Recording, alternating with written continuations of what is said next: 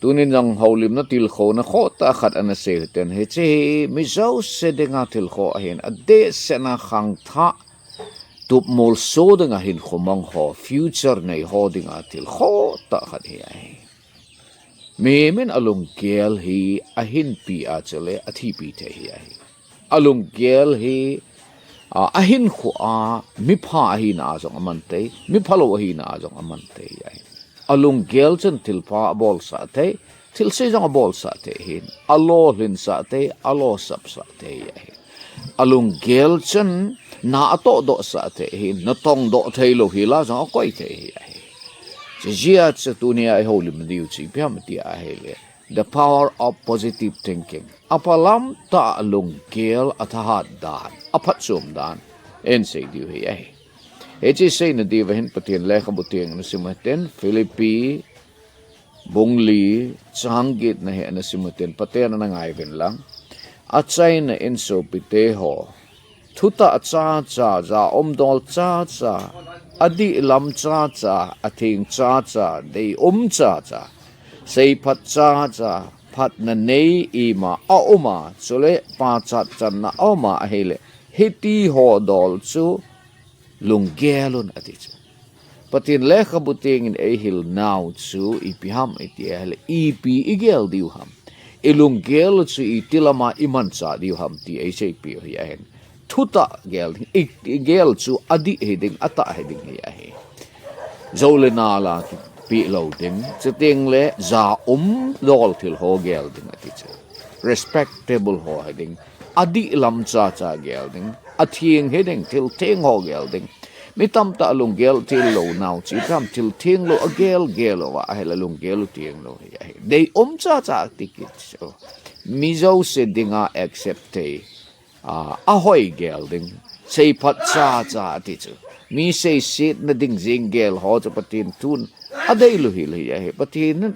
ei dei pi o cha cha te dinga sei phat cha cha gel ding ati ya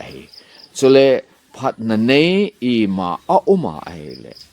chule pa chat chan na a uma hele hiti ho chu gelun ti midang pa chat ding gel ding midang sei set ding gel ding lo ye achen na long gel chu positive manaman cha a positive thinking na ne ya hele nangin na long gel chu nakipa pi ding mitam ta hin khwa ki pa thai lo hila om khu alung gel aman cha lo na dinga aman ate kanan phat chi sa awang si now again te now zing agelova phat te achan ho agelo ting la abana cha anei lo ho zing agelova anei yo agelo patin lo pinin ki se le ke ki pa ta hin khu kaman hi di achu min inei lo tam ta anei umachu alul gari kar in hoi ta zo anei chu he chi ho chu ken ka gela ka thang sin ka ki compare hi a ke in mun chu ke in anom ta ka I mut thei pa chu ka ki pa pi ne le cha jong mi to na ki compare a hele na ne na cha changa to na lung lai lo de cha ma wang zing ka ni la ane le cha mu te ya no chu na ki pa a hele chi a chu na lung lai te ding hi ya chen na lung gel chu aman cha lo na dinga na man cha hele cha chen na lung lai te lo ding ya te tu na I holim na no ma chu na lunggel chu a parliament mangen aje chen na lunggel chu a parliament man cha positive thinking na ne ya hele na hin khodinga thil pha tham ta na bolte pi the hi chi ho chu aban cha power of positive thinking chu ai lo wa hele aphalama lung na gela na lunggel aphalama man chal itabanga thahat ham ti chu itabanga pachuam ti chu thum ka hin se go he ai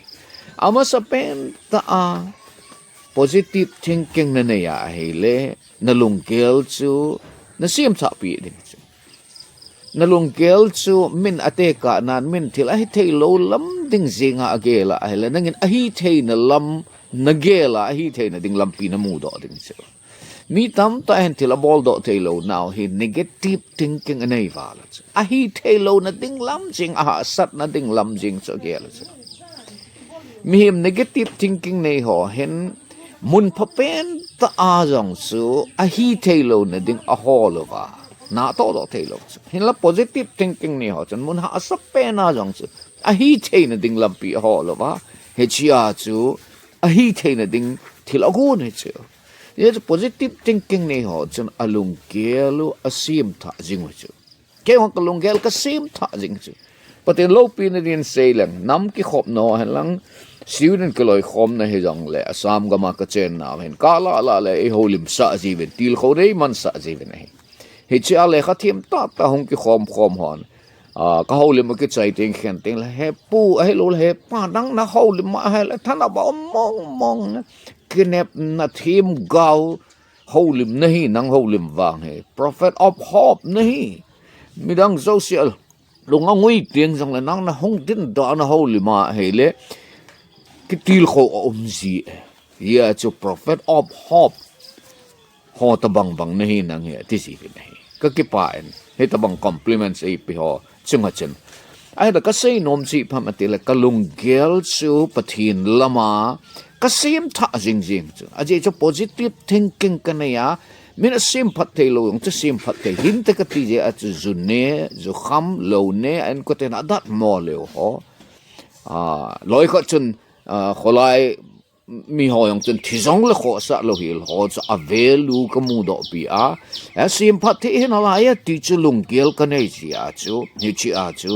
kinep na nei ta ka holim te ai Lunggel sim tha na thei chi ipi ham etile positive thinking in ai chi kinep na nei ta thila phalam ta ila thei pa chun sim phat thei lo sim phat thei na ding Lunggel ang ai pi chu ding le a hi thei lo ding khat jang a hi thei na ding lampi ai mu do sa ai te ka na ka se no men Israel ten kanan gam loading a chi lai wa chu gam vel hidinga mi phabe khat chu sol so mi som la ni ta bang chu sol chu ala adang ho se som la ni la a chu mi som chen he chia cheng ho cha len thei wal jeng wala e ho zo ding chi he po wa ti ta chu he la zo swale kalep chen he chi ho zo sila a mi len ta mi tu mi ta la a zong chu pathin amu do chu i ma cha kho poi e hon e zo di wa hi ti lung put ane yu chu ya chu zo swale kalep bo chun kinep na ne ya report ale bol chu ka sei nom chi pya me ti a hele min a hi thei poi ati na muna jang chu positive thinking na ne ya hele nangin a hi thei na ding lampi na mu de teng le din mun le mol ha sat na ta business the mall du ni tam elo le kha na sim do go dam alo service na mu go dam elo le ip na bol go dam min hi chilai lo len te na hi poi ati na munang zo lo len te na ding na ki mu do ding so Mother Teresa he ahung va do na mun chu Calcutta chu tulai ya yong he Calcutta chu khopi dang te ka hele nom na mun be se lo pi chu thing yong thing be se lo chu khopi dang Bangalore dong banga chu ama phat lai de ti a chu na samong mong chu hin la aman he chimuna chu min Calcutta mun chu nom na a jong anei lo na muna chu ama chu patin lung sit na zala migen te chu ko ho dinga na a hin tol a si banga hongwa a thi na ni kho a yong chi ve na hele akivui na jong chu mitopi mong Indian Prime Minister Louis Hokivuya country pompin zabol na neita avui chu patin na tong chi a hi wanga ama chu ibola chan gei chu pha ham aji chi pamatile aman jong he chilai mun Calcutta muna chu positive thinking ane he chichen Lunggel a khel pi he chilai he patin na to na dinga mun pha pen a hi ti a ke accept te ya chu khununga patin lo pi ta hen dop sang a thi nung chana jong cha long cho lo pi ta country khat in avui chu isei no mu chi pamati a hele positive thinking na ne ya helo til apalang ta agel zin he na hele min a day mo mun ta jong chu nang lo hin na thei mun hong tang de ai lo le mi him ho jong chu mi phalo la ngen chang hen chila ai ni ma ki bol te put ati la chu nang na supporter a hong pang thei ta che jia chu na Lunggel chu aphalam ta naman cha ding til phana gel ding chutile na Lunggel na khel pi ding hi alo na Lunggel na sim tha pi ding he ti number 1 I say ai tengla ni na say no mu chi phamati a hele til aphalang ta na gela ahelo na lunggel cha palam ta naman cha positive thinking na nge ahele na lunggel chu nangin hansan na ding chu na lunggel chu nangin na to do pi thei ding he na lunggel chu thahat na pi ding he chi positive thinking nei ki tio hen lunggel jong ta sa jong thahat na nei he isay no mo ani chan na chu positive thinking lunggel apalam ta amang te ho hen lunggel thahat na nei Miguel do lo zo lo jong agel chu Miguel do pha lo jong agel do chu alunggel wa mi mu pha lo jong aga amu do te aje chu kinep na nei poma hen khu amano hi ji a chu min kinep na him ta pu ti zo nung ting amawan aphalang ding ta cha hol ji wa chu sana hola a hol chu sana hol ho khon nen la mum la leisit alayova hechila a chu lung lu ta lai khat bei kom la leisit yang achim khum ko mo ma chu ting yang chu le leisit na keng ham hon chu khum ting cha la do wa alai kin a chai na lang ting chu le sana hen ki mu tho chu positive thinking nei ho hen thil se chu amu lo hi lo chu ai lo le thil phalo chu amu lo hi lo chu mi phalo ho jong chu amu lo hi lo chu a het lo hi lo chu positive thinking nei ho he angola hi lo pi chu amola hi lo pi chu a chi chu amma wang thil phalo tam ta la a jong chu thil pha a ome ti he chu mi phalo pen hin kho a jong chu phat na a ome sim phat te he ti chu ai lo le mun phalo pen ta jong chu he chi mun hin I pi ham khat alo hing te ti che hen chu an che lo hing jing no sungai tu tao an che lo hing chun a lei chu aphat naw ama ho ta ki tu pi azat chum umai chu mun bang khat na chu ate ka na an che lo hing pa mun bang khat na chu te ka na tamul phung ho bang he pa chu ku wa phung ho bang mun bang khat na chu leng thei pu a le phana pha ya chu amun amul jong chu garizek ti mong umbe se lo chu ipi chu ki bol le phading ham ti pa chu e hol do te ya hele mun le mol ho jong chu thing hang gam aphat na umin tin ai lo wal phai gam aphat na umding ji a chu positive thinking nei ho chun thahat na nei we chu mi alung adom ting jong le thahat na lai chu cha te ka ne ga se dom chi pam David jong chun Goliath to ki mai tu ding a chu adang zo chi sol le se pai ho zo se amepi ho chu kithinga ke ho nu ta chu Philistine mi hat pa Goliath chen ata sang mi fit ku wal che ne chu e chi chen hong ki sen ting chule mi kinung tola Israel se pai ho chu zam ji wa ta ale chu lai ta chu chi David hin wolang chapang chen o hitabang chi iti thei ding ham patin namlen mi te chu patin hailo ho ni bola ta chu achowa challenge amu nem ham atia ama ki phanchu ale cha chu sol le se pai ho chun za ada wi chu so pi ho de chun se pa pa hon chun nang ipin hong ki bol ham kel ngoi ching chapang ki che ki ta na ai wa nom lo chu aje chi positive thinking chun pathin mina lunggel apalama gel pa chun thahat na pi han san na pi chu ale avon chu von pi de ti wa hele se pai von hoi thei lo che ke bol chi e poi ti a chi a kel ngui chin na sang khol to ka ki chen ho cho ki chen na ta cho vai song se a ki che ya cha a chu aman song chang ga ki lu pa song chang alum hoi do mo chu he chi cho aman cha a Goliath mi gal hat pa cha tha ka so pi dei ta te ho pathinen ama mena han san na nei ho buk cha man cha David jong chu mei doi hen lang ama sanga chun forefront ding ngap cha hele aman cha lo hil ding cha pathinen mi hi ada acham lo wa aman cha lo cha avelen pathinen mi hi ada acham lo wa aman cha hei lo cha pathinen aman cha ho chu ama man te ding ha ho mi hang san ho cha aman cha positive thinking nei ho cha man cha na lunggela til khat na bol chu hi che ki zo thein te pathinen ei pan pi ding a hi na ti la bo pathinen na pan pi ding a chi chu lungam na nei lo le pathin na gin cha zo lo ti ne chu nang jong na ki ta san zo lo chu til khat na bol na tup mol so ding na ti a hele pathin na ta san zo ngai chu a ji chu pathin na ta san zo na chun han san na pi de chu tiếng là apa na chu nang le nang jong na kita san zo ngai chu aje chu nang le nang na kita san zo chun lungam na pi chu confidence na nei lo wa al tu lai le sit he kitet na gam heta chu tu se jong le confidence nei ta se ding alam nei jong le confidence nei ta na alam ding ai lo lasa nei jong confidence nei ta da sa ding ai over confidence practice na bol masa lo wa ai confidence na nei chu over confidence na he chu confidence nei na ding alungam na nei na ding he practice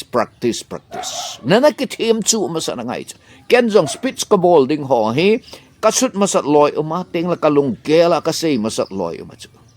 ching chile confidence nei ta ka sei te ya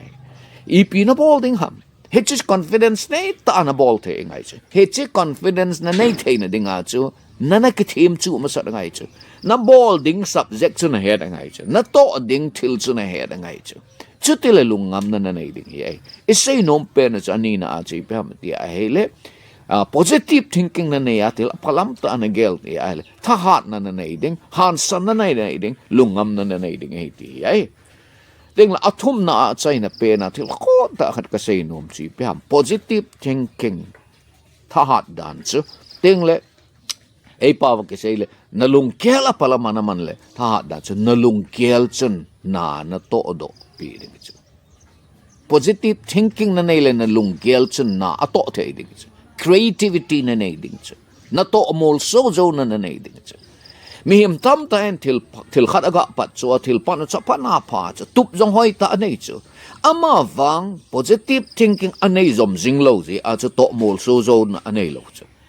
ka sei nom chi phamati ai le mi himin het na jing hi kilo len pi zo lo chu ai lo le experience jing kilo len pi zo lo chu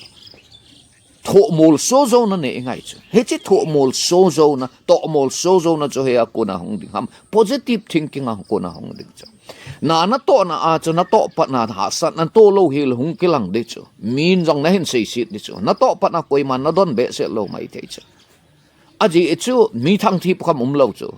i chanam na hin pha ting la min na hin thang ti pan de ta chu min na hin sei sit pan de ta chu ai le chiting chule positive thinking na nei lova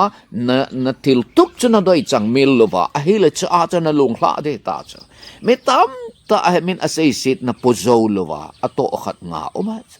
me tam ta in ha sat na tu zo lova gente na tu zo lova ato til pata khat nga oma cha hitsin na to khat na to mol so zo na dinga cho positive thinking na ki pe sing sing ai cha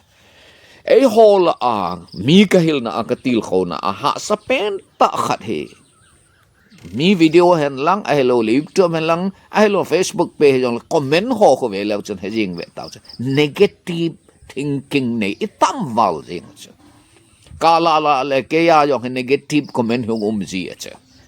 til khat ke sei chu don talwa til som be khat he hen sei ji ve tao he ji cha a topic to kitu low hill khat ting le thu pha the za ding til tam ta ma thu pha low I the za mi ho lim na cha pha tam ta viral ding uma apha low neo cha khat chi ga viral sa ji negativity viral hi dim se na cha positive thing hoi viral sa le wan pa chula ka sei nom chi pham na ti a hele nangin jong pa de chan Lunggel ta na Lunggel sa aphala man zing te ya hele he chichun na to do sa de na Lunggel chun to mol su na nei de na Lunggel chun to zom zo sing na nei ya ji a che positive thinking na nei jing te na de nga chu kitil kho na thu ho positive ma holim na thu ho na ha ngai tu a ka holim no ke holim nei ja ka sai lo pi chu ei pa wa he tambe se lo pi chu motivation speech ki pi ho hi yong la ke man dedicate ka bol si pem atia le mitam ta apha na ding chana pa te lo zi in ai lo le mitam te na tale na man ding dol bang aman ta te lo zi in ai lo le mitam ta ahi na ding bang ahi te lo zi in lungui le ha sama kanam mi te hi ha ta in til khoving kati zi a chu ka channel hi midang til kho na le midang pa chat na le midang hil na a kaman cha ya hin pau dang tho hon jong kamel he tam ta man tu ma sang na Arunachal Pradesh ka chin as na tu sei ngai nom omjin a hin la Hindi ham English ham ang kisay hi lo ji chen ka hete ven Hindi azong English azong hin bola chen padeya ativin ka gel to ji a hi wanga tu pet ta he katil ko ngai cha kan mi te atam ji a hi kan bol te lo lai sep a hi kan bol de hi ka ti pe na hi ka mi ka sa te ho chu midang chu ka gel kho lo na hi pun nang ho ka gel kho ji a chu positive marketil kho na tu ha ta ka chi pi en ka YouTube hin ting le Facebook page yang hi chi ho tu hin ha nga yung ai hi midang tu se yung ai en midang kil kho na jong nga yun English ta Hindi ta hi chi ho a cha na lung gel cha feel na bol jing ding saturate na hi ngai chu na lung tim chu positivity a na lon vu ngai chu na lung tim chu positive thoughts a and feel na ball jing ngai to palo het na in na lung tim chu das bedin mang hitang go papen ta sanadang ka hol na in mang ta na dam pi te ding lung gel hola lut na in mang lang na lol hin pi te ding lung tim hola lut na in mang tang YouTube ma jong Facebook ma jong tu na nga yatil na sima ahele nakan to pi te ding ho changai lang ahelo wa ahele naga so pi te ding ho nahin ko atup na mol so na te ding til ho changai tang zia cha tum na say no ma chu positive thinking na ya positive teaching ho le ke hil na ho apalama ke hil na kitil ho na ngai singa ale hi chichen na lung gel na ato do sa ding ahin na lung gel na tub ato mol so sa ding ya he at say na penin Pathianin mihim ho hi at sa te hi koi mat sa hi amimoding le alo sam dinga aday khat sa ompoy mi pan zong at sa te cha lo ling dinga aday su ke hi ken zong cha pasal tum kanina bon na wen lo ling chi le iti ka kipa ding itam kay sangin zong lo ling zole iti ka kipa ding itam Pathianin zong at sa te hi alo ling dinga ade hi ai hitch lo ling te na tugu chu ya omam ilung gela hai umai ia patin le kabun apa cha gelvin lang thuta cha gel lang sei phat cha gelvin lang nalung gelo chu aphalangin mangun tia eitil kho bangole ding le tu sing ka pa na lung gel aphalanga iman cha hele mihimin ihin ko akilo len piding ahi nalung gel aphalama naman cha positive thinking na nei la avelen ga sing kate nalung gel sim ta ding ahin chile nalung gel Thahat na piding hansan na piding lungam na piding hen chile achai na pe na ase nalung gel positive thinking na neya ahile apalamat nalung gel naman sa ahile nalung gel chen na ato do a nalung gel chen nalolin piding eti to a holim na ene ahin eche holim na ngai ho zau si pakai patinin nom namun chi wa patay na bo tao hen